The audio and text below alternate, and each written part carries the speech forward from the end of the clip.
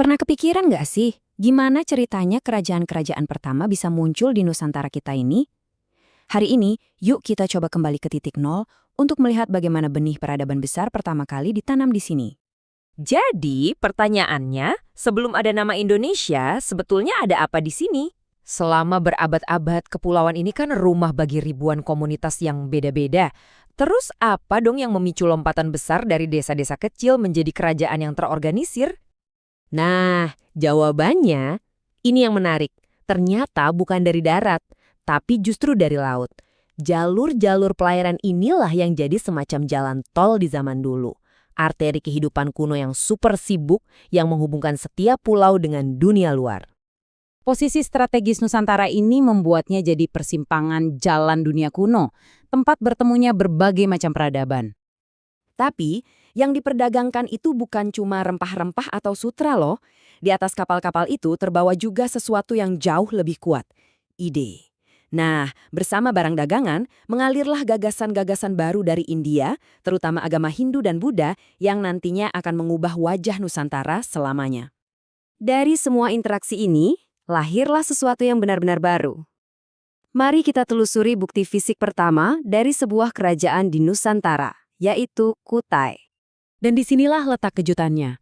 Kerajaan bercorak Hindu pertama yang kita kenal, Kutai, ternyata nggak muncul di pesisir yang ramai. Lokasinya justru jauh di pedalaman Kalimantan, di tepi Sungai Mahakam. Ini bukti kalau ide-ide baru itu bisa menyebar dengan cepat, bahkan sampai ke jantungnya sebuah pulau. Kita ngomongin tahun 400 Masehi loh. Bayangin, ini zaman-zamannya Kekaisaran Romawi Barat lagi di ujung tanduk. Di sini, di pedalaman Kalimantan, udah berdiri sebuah kerajaan yang terorganisir dan bahkan sudah melek huruf. Keren banget kan? Terus, gimana caranya kita bisa tahu semua ini? Jawabannya terukir di atas batu. Inilah yang namanya yupa. Ini bukan sekedar pilar biasa ya. Ini tuh kayak kapsul waktu. Satu-satunya sumber tertulis yang kita punya tentang kerajaan misterius ini.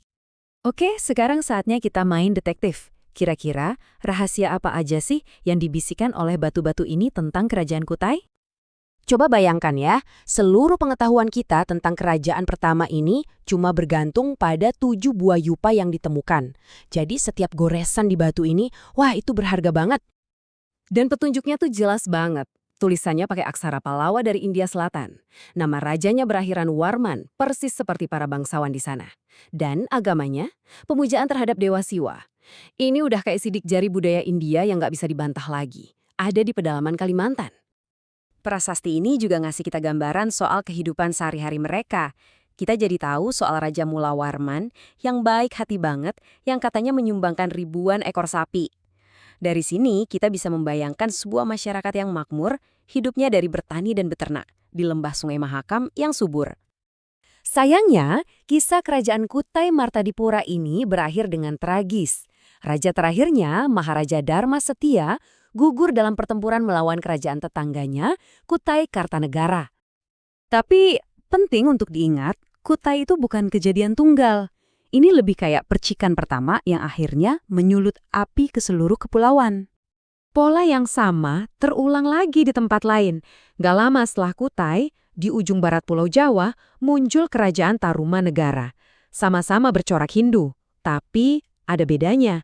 Kalau Kutai memuja Siwa, Tarumanegara lebih fokus pada Wisnu. Ini bukti yang luar biasa loh, gimana sebuah ide besar dari luar itu nggak langsung ditelan mentah-mentah, tapi diadaptasi dan dibentuk ulang sesuai dengan citra rasa lokal. Kutai dan Tarumanegara itu baru permulaan. Konsep kerajaan ini menyebar dengan cepat. Lihat saja, titik-titik baru kekuasaan mulai bermunculan di seluruh Jawa, Sumatera, dan pulau-pulau lainnya. Fajar dari sebuah era baru telah tiba di Nusantara. Nah, ini dia intinya. Kerajaan seperti Kutai dan Tarumanegara mungkin nggak sebesar Sriwijaya atau Majapahit, tapi mereka adalah fondasinya. Merekalah yang meletakkan batu pertamanya, sistem kepercayaan, struktur politik, dan tradisi tulis. Tanpa mereka, kemaharajaan besar yang kita kenal mungkin nggak akan pernah ada. Ini membawa kita pada sebuah pertanyaan penutup yang menarik. Kalau kerajaan-kerajaan awal ini adalah benihnya, gimana ceritanya benih-benih itu bisa tumbuh menjadi pohon-pohon raksasa berupa kemaharajaan maritim yang mendominasi lautan? Nah, itu adalah cerita untuk lain waktu.